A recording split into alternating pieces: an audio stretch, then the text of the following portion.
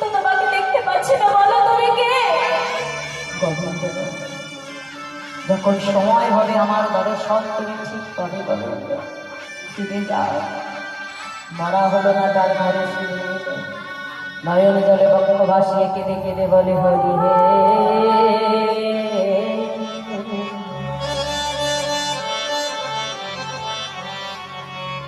বলো আমার সেই দিন কবে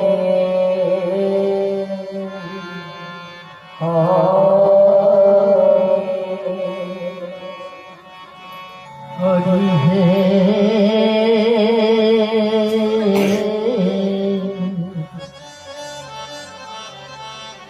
সেই দিন কবে হবে তোমার আশার আশে দয়াল আমি আছি বসে, তোমার আশা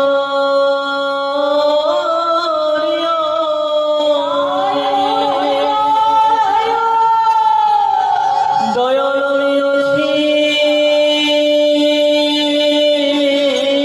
বসে, তোমার আশা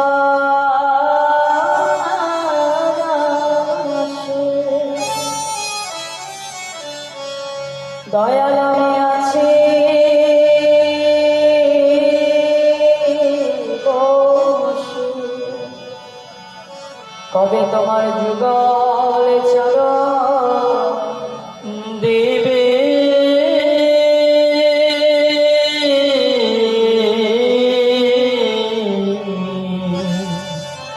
বলো আমার সেই দিনই কবে হবে। ভবের মাঝে আসা যাওয়া তোমায় ডাকা হলো না,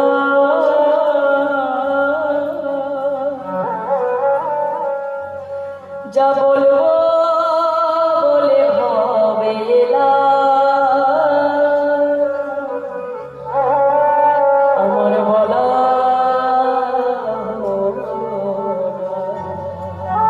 ভবের মাঝে আসা যাওয়া গৌর হরে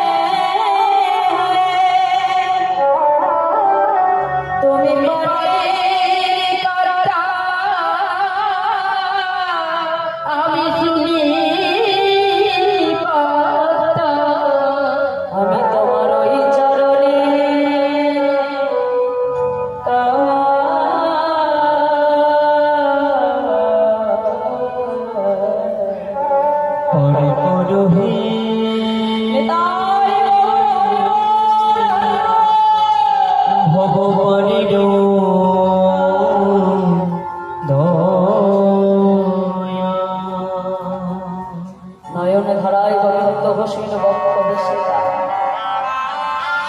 দেখতে দেখতে আজ 14 দিন অতিবাহিত হয়ে 15 দিন হয়ে গেল। আর এক পক্ষকার কত দিনে বাবা? 15 দিন।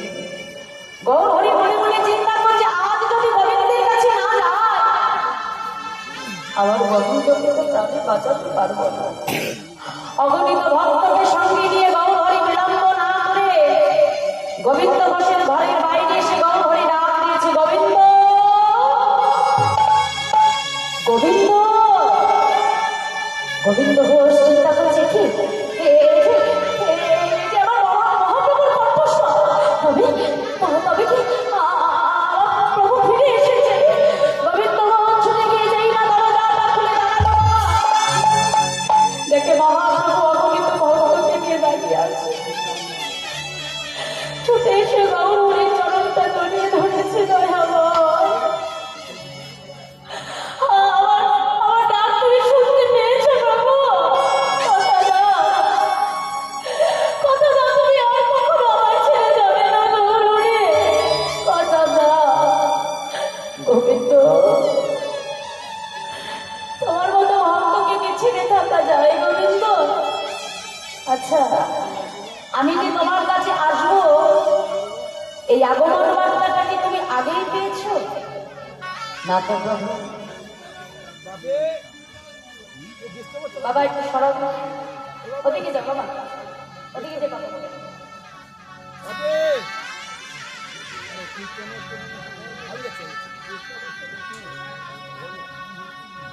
গোবিন্দ ঘোষকে ডেকে বলছি, গোবিন্দ বলো, আমার আগমন বার্তা কি তুমি আগেই পেয়েছো? না তো প্রভু। কেন?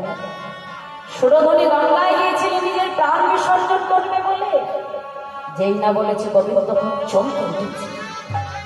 তাড়াতাড়ি ছুটতে ছুটতে সুরধনী গঙ্গার তীরে এসে আবর্জনার মধ্যে খুঁজে খুঁজে দেখলো বাবা, যেটা পোড়া কাঠ মনে করে ছুঁড়ে মেরেছিল সেটা পোড়া কাষ্ঠ নয়, একটা কষ্টি পাথর। ছুটতে ছুটতে আসে গৌর হরি। গৌর হরি, এটাই কি তোমার আগমন বার্তা? হ্যাঁ গোবিন্দ, এটাই আমার আগমন বার্তা। বেশ, জানতে চাইলে না এই কষ্টি পাথর দিয়ে আমি কি করব? কি করবে প্রভু? শোনো গোবিন্দ, এই কষ্টি পাথর দিয়ে আমি তোমার ঘরে একটা গোপীনাথ বিগ্রহ তৈরি করব। তোমার দ্বারাই অগ্রদিকের মাটিতে আমার গোপীনাথের সেবা পূজার প্রচার হবে। শোনো গোবিন্দ, আজ থেকে অগ্রদিক মাসে দাঁড়ে দাঁড়িয়ে ভিক্ষা করে এনে যা কিছু পাবে, দিনে 4 বার রন্ধন করে তুমি গোপীনাথকে সেবা দেবে। যেন কিছু পূর্বের মতো সঞ্চয় করে রাখতে যেও না গোবিন্দ। শোনো, আর একা একা সংসারে মন বসবে না, তাই যত তাড়াতাড়ি পারো একটি সুকন্যা দেখে, শুভ দিন দেখে তুমি বিবাহ করো।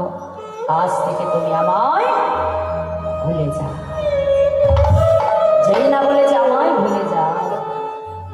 গোবিন্দ ঘোষ ছুটে গিয়ে গৌর হরির হাতটা ধরে টানতে টানতে গৌর হরিকে ঘরের মধ্যে এনে বাবা বাহির থেকে দরজার শিকলটাকে বন্ধ করে দিল। গৌর হরি, একবার তুমি আমায় ছেড়ে চলে গেছো দয়া করে, আর আমি তোমাকে যেতে দেব না প্রভু, আর আমি তোমাকে যেতে দেব না। কিন্তু ভগবানকে কি শিকলে বাঁধা যায় বাবা? মন্দিরে দরজার শিকল তুলে দিয়ে গোবিন্দ ঘোষ যেই না ঘরের বাইরে পা রাখলো, কি দেখলো জানো বাবা? দেখে ঘটে গোড়া বাইরে, ও গোড়া দেখি হরি দেখে ঘরে গোড়া বাইরে, ও গোড়া দেখি ঘরে গোড়া বাইরে। আমি একই দেখিলাম, একই দেখিলাম, দেখে ঘরে গোড়া বাইরে,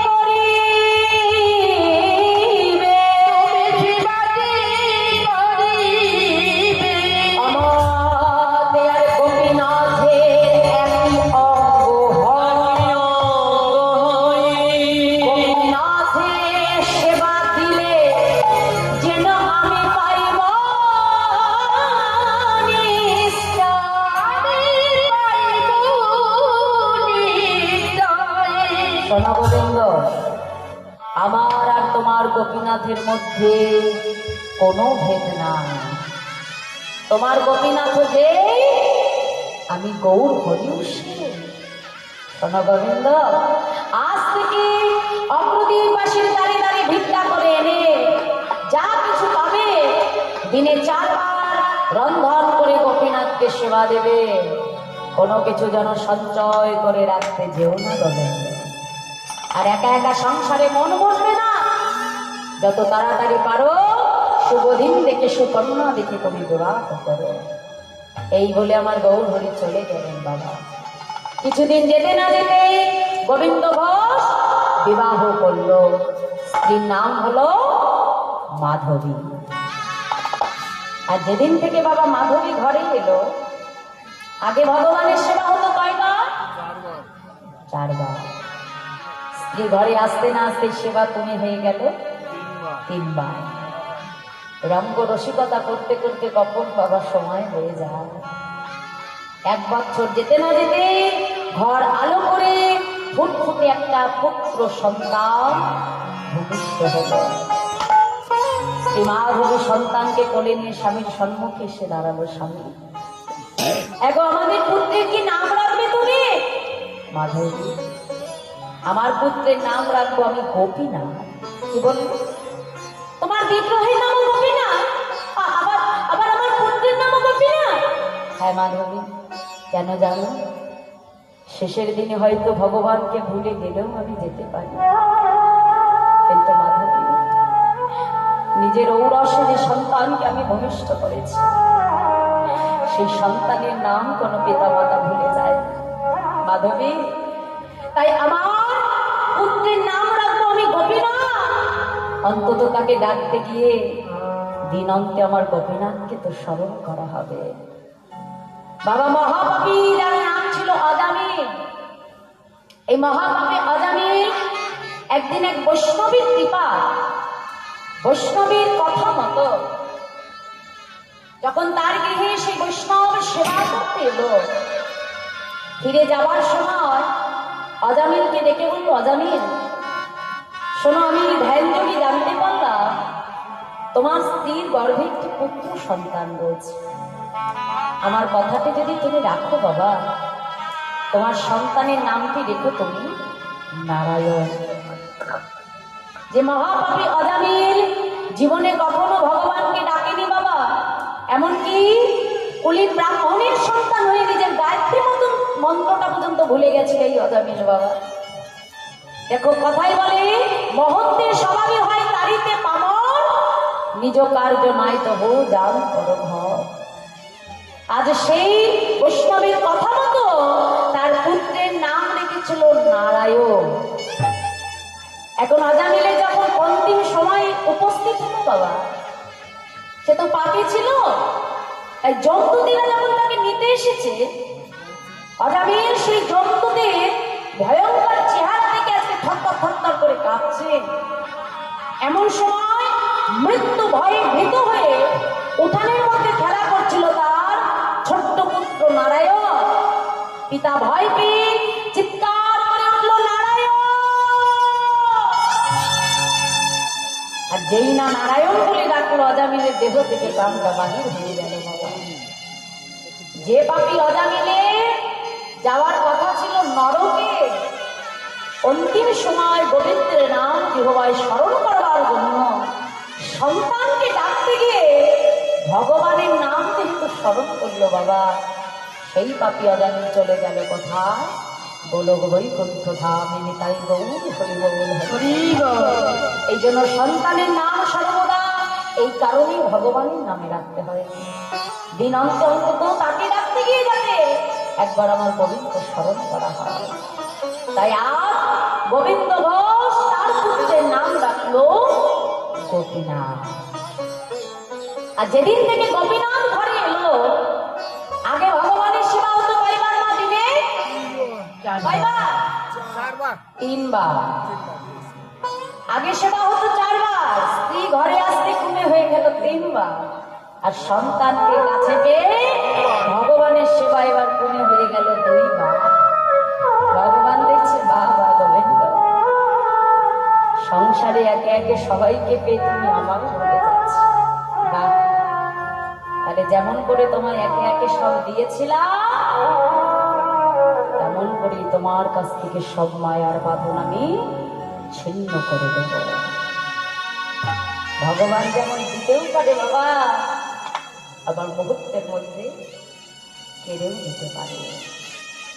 আজ গোবিন্দ ঘোষ ভিক্ষা করে এসে শ্রী মাধবীকে ডাকছে, মাধবী, মাধবী শোনো, আমি গঙ্গা স্নানে যাচ্ছি, তুমি তাড়াতাড়ি রন্ধন করো, আমি ফিরে এসে গোপীনাথকে সেবা দেব। এই বলে গোবিন্দ ঘোষ যখন গঙ্গা স্নানে চলে গেল বাবা, ফিরে এসে দেখে ভিক্ষার ঝোলা যেখানে রেখেছিল সেখানেই পড়ে আছে। দেখি আমার মাধবী এখনো রন্ধন করেনি, কোথায় গেল মাধবী? মাধবী, ও মাধবী, সারাদা, কোথায় তুমি মাধবী? মাধবী মাধবী বলে ডাকতে ডাকতে যেই না মন্দিরের মধ্যে প্রবেশ করলো বাবা, দেখে মাধবী উপর হয়ে পড়ে আছে। মাধবী, এটা গোপীনাথের সামনে থাকবার সময়, যাও তাড়াতাড়ি রন্ধন করতে হবে, বেলা হয়ে যায়। মাধবী, মাধবীর কোনো সাড়া নেই বাবা। ছুটে গিয়ে গোবিন্দ ঘোষ যেই না মাধবীর দেহটা স্পর্শ করলো, দেখে মাধবীর অসার দেহখানা পড়ে আছে। চিৎকার করে উঠল, গোপীনাথ, গোপীনাথ, তুমি কি করেছো গোপীনাথ? কেন কেন তুমি আমার মাধবীকে কেড়ে নিলে? বলো বলো, আমার মাধবী কি অপরাধ করেছিল তোমার চরণে প্রভু? কেন তুমি আমার মাধবীকে কেড়ে নিলে দয়াময়? পাড়া প্রতিবেশী ছুটি এসেছে গোবিন্দ, তোমার মাধবী যদি প্রকৃত তোমার হতো, সে কখনো তোমায় ছেড়ে যেতে পারতো না গোবিন্দ। এই সংসার মাঝে যে কেউ কারণ নয় গোবিন্দ, কাতেব কান্তা কাস্তে পুত্র সংসার অতীব বিচিত্র। যাও, তুমি যদি ভেঙে পড়ো তোমার সন্তানকে কে দেখবে বলো? পাড়া প্রতিবেশী এসে ধরাধরি করে গোবিন্দ ঘোষের স্ত্রীকে সৎকার করে দিল। দেখতে দেখতে পুত্র গোপীনাথের বয়স হয়ে গেল 5 বছর। ওই গোপীনাথ যখন মাঠে খেলতে যায়, খেলার শেষে এসে দেখে সবার মায়েরা কেউ কোলেও নেয় না। ছুটতে ছুটতে বাবার কাছে এসে দাঁড়িয়েছে, বাবা, এই জগতের সবার তো মা আছে, কিন্তু বলতে পারো বাবা, আমার মা কোথায়? কেন কেন আমার মা আমাকে আদর করে না? কেন আমার মা আমাকে গোপীনাথ বলে কাছে টেনে নেয় না? বলো, আজ তোমাকে বলতে হবে আমার মা কোথায়। গোপীনাথ, তোমার মা কোথায় এটা আমার কাছে না, মন্দিরের বিগ্রহ গোপীনাথকে ডেকে জিজ্ঞাসা করে তোমার মা কোথায়। ছোট্ট ছেলে তো বাবা, মন্দিরে ছুটে এসে বিগ্রহ গোপীনাথের চরণ দুখানা জড়িয়ে ধরেছে। বলো না প্রভু, এই জগতে সবার তো মা আছে, আমার মা কোথায় দয়াময়? বলে দা